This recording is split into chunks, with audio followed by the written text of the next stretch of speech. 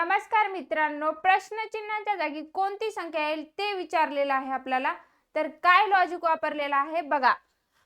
2, 3, 4 आणि यांचं 29 कसं आलं ते विचारलेलं आहे. तर काय केलेलं आहे, 2 चा वर्ग किती येतो तर 4 येतो, 3 चा वर्ग किती येतो 9 येतो आणि 4 चा वर्ग 16 येतो.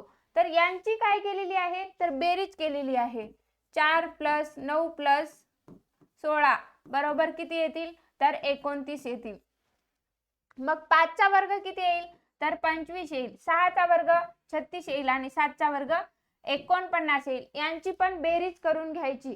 तर 25 + 36 + 49 तर बरोबर किती येतील 110. बरोबर आलेलं आहे उत्तर. तर 8 चा वर्ग किती आहे, 9 चा वर्ग किती आहे आणि 10 चा वर्ग किती आहे आणि त्यांची बेरीज काय येईल ते तुम्हाला कमेंट मध्ये सांगायचे आहे. धन्यवाद.